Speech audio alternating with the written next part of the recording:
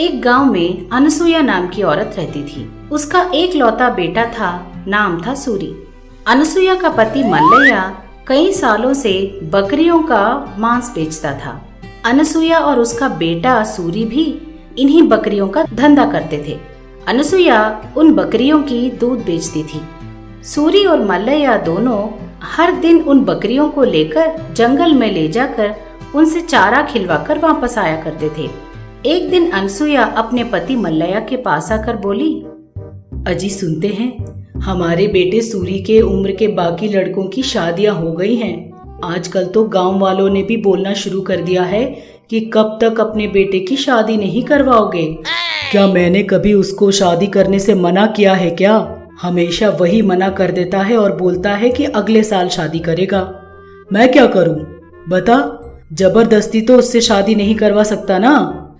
अजी समझा बुझाकर उसकी शादी करवा देंगे। इस तरह बिना शादी के अकेला कितने दिन रहेगा? इस तरह दोनों बातें कर रहे थे कि दूर से सूरी को आता हुआ देखकर मल्लैया बोला, वो देख, वो खुद ही आ रहा है। जो भी समझाना बुझाना हो सब तू ही देख ले। ऐसा बोल रहा था कि तभी सूरी घर के अंदर आ गया। आते ही बोला, अरे माँ, उस मस्तान ने कहा है कि बकरी के पैसे कल देगा। हाँ ठीक है बेटा, तू जरा अंदर आके बैठ तो, उसने कहा। सूरी जाकर अपनी माँ के पास बैठ गया। देख बेटा, गांव में सब बच्चों की शादियां हो रही हैं। हम चाहते हैं कि तू भी इसी साल शादी कर ले। मैं नहीं करना चाहता माँ, अगले साल करूँगा। हर साल बस तू यही बोले जा रहा है। पहले ये बता कि तू मना क्यों कर रहा है?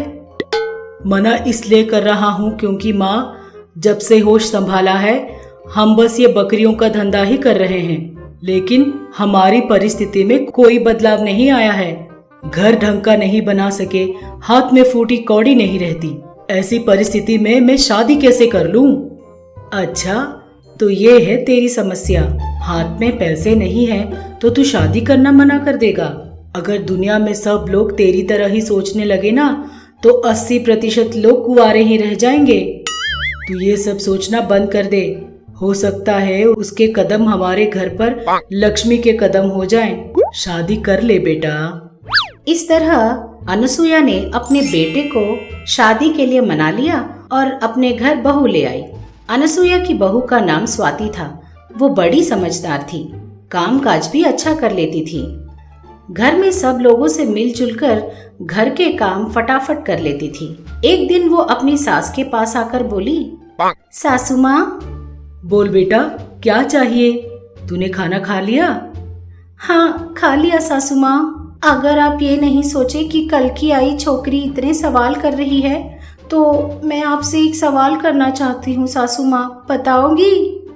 एक सवाल क्या, 100 सवाल कर ले। तू अब इस घर की बहू है, तुझे भी सब पता होना चाहिए। अच्छा तो बताइए, हम कितने सालों से ये बकरियों का धंधा कर रहे हैं? 30 साल से कर रहे हैं बेटा। 30 साल से कर रहे हैं? तो फिर हम आज भी इस तरह गरीब ही क्यों हैं सासू माँ? उसने पूछा। तब अनसुया ने जोर की सांस लेते हुए कहा, जैसी किस्मत होगी वैसा ही होगा ना बेटा। आसपास के गांव में बकरियां चराने वाले बहुत लोग हैं। हमारी बकरियां जितनी भी ताकतवर हो, जितनी भी स्वस्थ हो ना, लोग ज्यादा पैसा देने को तैयार नहीं होते। 10-12 हजार की बकरियों का हमें सिर्फ 5-6 हजार ही मिल रहे हैं। इसीलिए हम जितना भी मेहनत करें, हमारी स्थिति बदल नहीं रही, उसने कहा। सारी बात सुनकर स्वाति बोली, हम क्या हमेशा ऐसे ही रह जाएंगे सासू माँ? पता नहीं बेटा, अगर नसीब बदला तो शायद हम भी बदल जाएंगे। ऐसा बोलते हुए वो वहाँ से चली गई। उसके जाते ही स्वाति किसी सोच में पड़ गई। नसीब को बदलना होगा। नसीब यूं ही थोड़ी ना बदल जाता है, हमें भी जो करना है वो करना होता है। कुछ ना कुछ तो करना ही होगा। सोचना होगा कि क्या करने से हमारी ये किस्मत बदलेगी। इस तरह सोचते हुए वो अपने कमरे में चली गई। कमरे में जाकर वो टीवी देखने लगी। टीवी में एक सीन चल रहा था जिसमें हीरो एक आदमी को धोखा देकर बकरी को बेच देता है। उस सीन को देखकर स्वाति बोली, अरे वाह, ये आइडिया तो एकदम मस्त है। अगर बकरी में कोई ना कोई स्पेशलिटी होगी तभी लोग ज्यादा पैसे लगाकर उन्हें खरीदेंगे और तब हमारी सारी मुश्किलें दूर हो जाएंगी। लेकिन कौन सी स्पेशलिटी होती होगी? इस तरह बोलकर वो किसी सोच में पड़ गई। थोड़ी देर सोचने के बाद स्वाति के दिमाग में एक बहुत अच्छा आइडिया आया। तुरंत वो अपनी सास के पास पहुंची। सासू माँ, मेरे दिमाग में एक बहुत बढ़िया आइडिया आया है जिससे हमारी बकरियां ज्यादा दाम में बिक जाएंगी। अच्छा, क्या आइडिया है बेटा? नहीं बताऊंगी सासू माँ, करके दिखाऊंगी। ऐसा बोलकर वो वहां से चली गई। सुबह जब अनसुईया बकरियों को देखने पहुंची तो उन्हें देखकर दंग रह गई। ये सब क्या है? सुबह होते ही इन बकरियों का रंग कैसे बदल गया? हुआ क्या है? ऐसा सोचते हुए उन बकरियों को देख रही थी कि स्वाति आई। कुछ नहीं हुआ सासू माँ, उन बकरियों पर मैंने ही रंग लगाए हैं। बकरियों पर रंग क्यों लगाया है बेटी? आप थोड़ी देर रुक जाइए सासू माँ, आपको ही पता चल जाएगा। वो बस बोल ही रही थी कि वहाँ एक पवन नाम का आदमी पहुँचा। माँ जी, मेरे भाई की शादी है, मुझे 2 बकरियां चाहिए। 2 ही क्यों, 10 ले जाइए। ये देखिए, रंग बिरंगी फॉरेन बकरियां। ऐसा बोलते हुए उसने सारी बकरियों को दिखाया।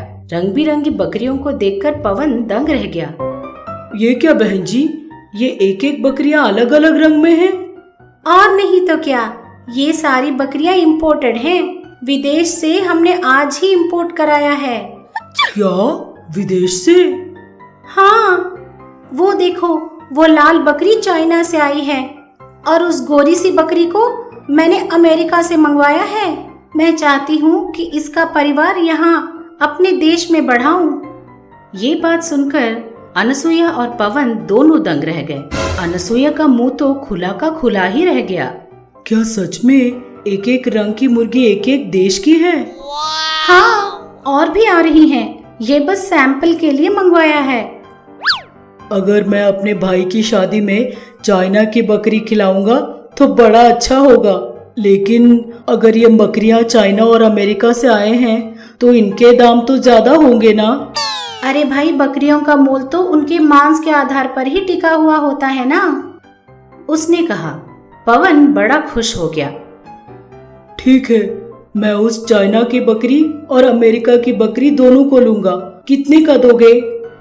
चाइना की बकरी 10,000 की है, अमेरिका की बकरी 2,000 ज्यादा की है, 22,000 होंगे। अरे वाह, ज्यादा महंगे नहीं हैं। लाइए इधर दीजिए।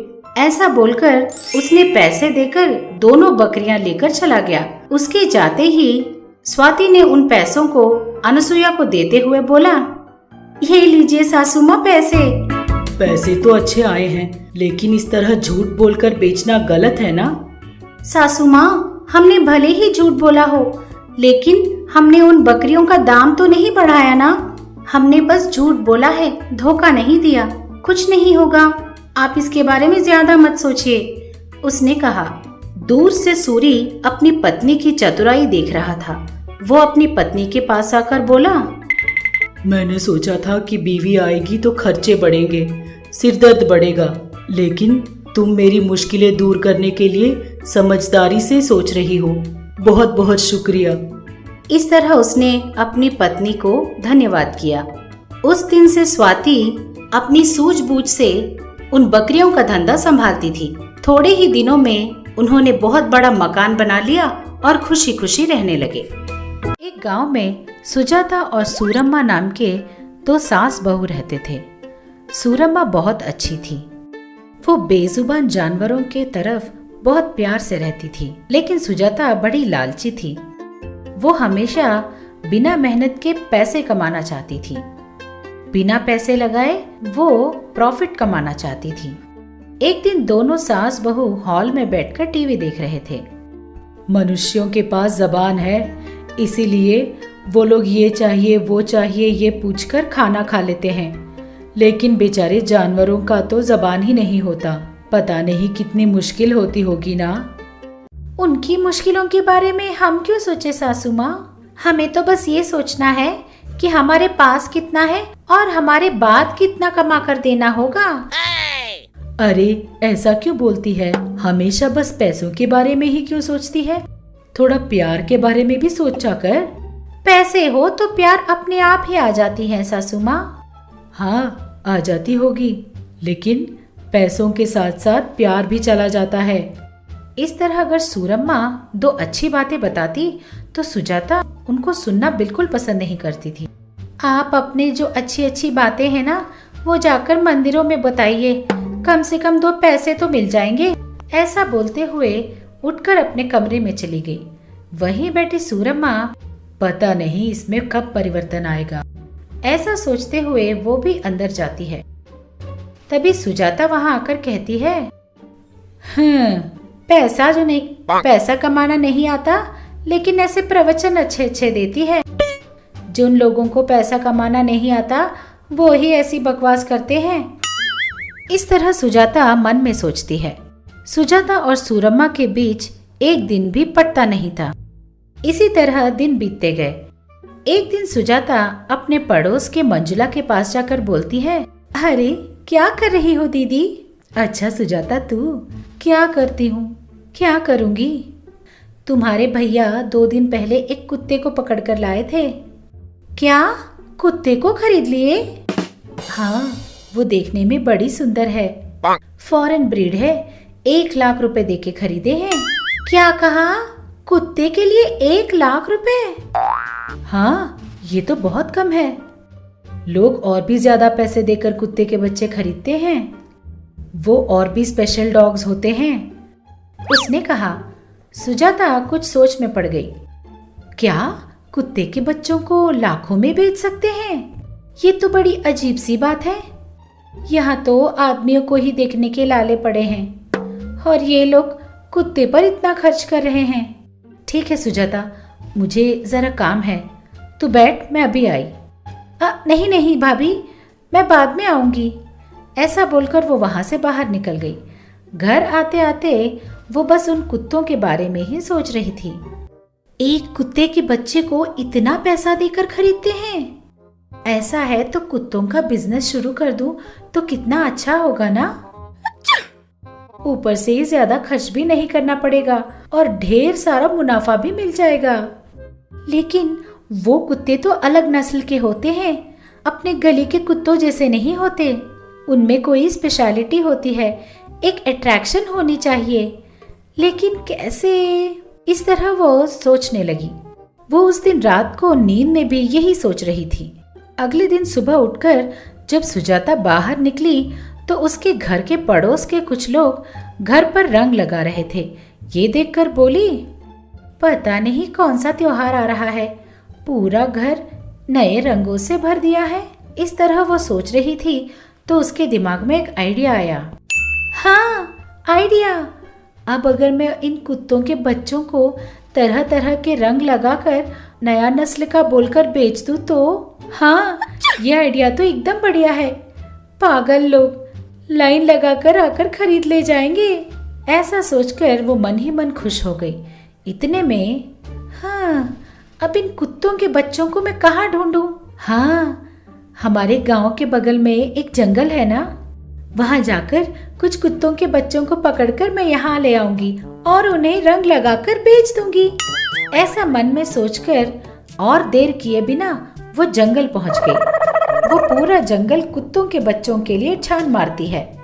इस तरह वो घूमते घूमते एक पेड़ के पास पहुंची जहां उसे बहुत सारे कुत्ते के पिल्ले दिखाई देते हैं। उन्हें देखकर हाँ, मेरा नसीब कितना अच्छा है।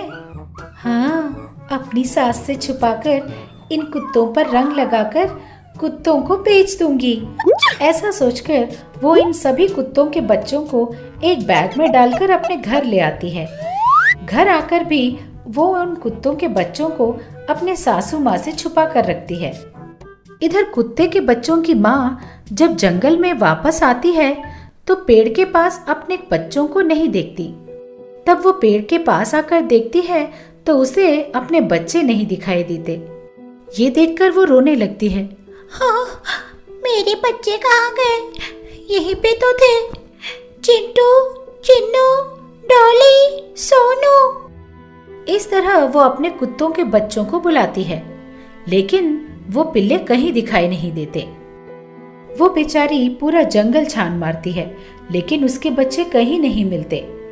तब वो बेचारी बहुत दुखी हो जाती है। खाने के लिए बाहर जाकर मैंने गलती कर दी। मेरे बच्चों को पैदा हुए 10 दिन भी नहीं हुए। इतनी जल्दी मुझे छोड़कर ये चले गए। मैं तुम्हें कहाँ ढूंढूं? चिन्नू, डॉली। इस तरह वो पुकारते हुए रोने लगी। इतने में उसे एक पंछी दिखाई दिया। उसे देखकर कुत्ता पूछता है, पंछी पंछी, तुमने मेरे बच्चों को कहीं देखा है क्या? अगर देखा है तो बताओ ना। वो यही पेड़ के पास रखे थे मैंने। अभी वो वहां दिखाई नहीं दे रहे। कुत्ते ने कहा। तब वो पंछी बोली, हाँ, मैंने देखा था कोई औरत तुम्हारे बच्चों को अपने बैग में डालकर चली गई है। क्या कहा? एक औरत? पता नहीं वो मेरे बच्चों का क्या हाल करेगी। इस तरह बेचारी वो कुत्ता वो रोने लगी और बेचारा पंछी उसे सांत्वना देने लगा। दुखी मत हो, हमारे जंगल के पास ही एक गांव है, वहां जाकर अपने बच्चों को ढूंढो, शायद मिल जाए। उसने कहा। कुत्ते ने हाँ कहा और उस गांव के तरफ दौड़ पड़ी। इधर सुजाता घर लेकर आए कुत्तों के बच्चों को रंग लगाने लगी और बेचने लगी। आइए आइए, रंग बिरंगे कुत्ते ले जाइए। विदेश से मैंने इन कुत्तों को मंगवाया है। ऐसे कुत्ते आपको कहीं नहीं मिलेंगे। इस तरह वो झूठी बातें बोलकर उन कुत्तों को बेचने लगी। जब सारे कुत्ते के बच्चे बिक गए, सुजाता बोली, ये लगता है ये बिजनेस तो बहुत बढ़िया है। एक दिन में 4 लाख कमा लिए मैंने। इस तरह सोचते हुए वो खुश होने लगी। इधर उन कुत्तों की माँ अपने बच्चों को ढूंढते ढूंढते सुजाता के गांव पहुंच गई। वो हर गली में घूम रही थी, लेकिन कहीं भी उसे अपने बच्चे दिखाई नहीं दिए।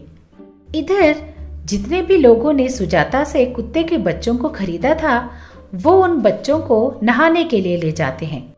जैसे ही उन पर पानी पड़ता है, उन पर लगाया हुआ रंग धुल जाता है और उन कुत्तों का असली रंग बाहर निकल जाता है। ये देखकर प्रभु नाम का आदमी बोलता है, अरे गली के कुत्ते को रंग लगाकर विदेशी कुत्ता बोलकर हम लोगों को बेच दिया है इसने। अभी इसको मजा चखाता हूँ। ऐसा सोचकर वो उसके घर पहुँचता है। उसके साथ ही सुजाते के पास जितने लोगों ने कुत्ते के बच्चों को खरीदा था, वो सारे भी आ जाते हैं। अरे ये सब क्या है? विदेशी कुत्ता बोलकर गली के कुत्ते को रंग लगाकर हमें बेच दिया तूने। इस तरह वो बड़े जोर से डांटता है। जब सुजाता को पता चलता है कि लोगों को उसके धोखे का पता चल गया है, तो वो रोनी सूरत बनाकर वहां खड़ी हो जाती है। तभी अंदर से उसकी सास सूरम्मा बाहर आती है। उसे सारी बात का पता चलता है। भाई साहब, हमें माफ कर दीजिए। इसकी अकल मारी गई थी जो इसने ऐसी गलती कर दी। मैं आपके पैसे अभी लौटा देती हूँ। ऐसा बोलकर उनके पैसे उन्हें वापस देकर उन्हें घर भेज देती है और कुत्ते के बच्चों को वापस ले लेती है। सूरम्मा सुजाता के पास आकर बोली, पैसे कमाने के लिए तुझे इतने नीच हरकत करने की क्या जरूरत थी? इतने पैसों का तू करेगी क्या?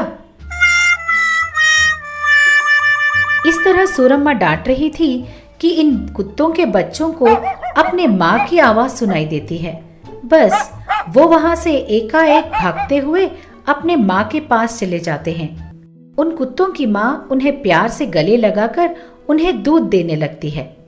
इस दृश्य को देखकर सुजाता को लगता है कि उसने गलती की और बहुत दुखी होती है। तब सूरम्मा बोलती है, देखा तूने, इस दुनिया में पैसों से भी ज्यादा कीमती प्यार होता है। पता नहीं तू उन कुत्तों के पिल्लों को कहीं से उठा कर ले आई, लेकिन तूने देखा कि उसकी माँ अपने बच्चों को ढूंढ ढूंढ कर यहाँ तक कैसे पहुँच गई। मुझे और डांटिए सासू माँ, मुझे अपनी गलती का एहसास है। मुझे अपने किए पर बहुत शर्मिंदगी है और मैं ही अपनी गलती को सुधारना चाहती हूँ। इसीलिए आज से इन कुत्ते और कुत्ते के बच्चों को मैं ही प्यार से पालूंगी। उसने कहा। उस दिन से सुजाता बदल जाती है और अपने पैसों के लालच को छोड़कर उन कुत्तों के बच्चों को बड़े प्यार से देखभाल करती है।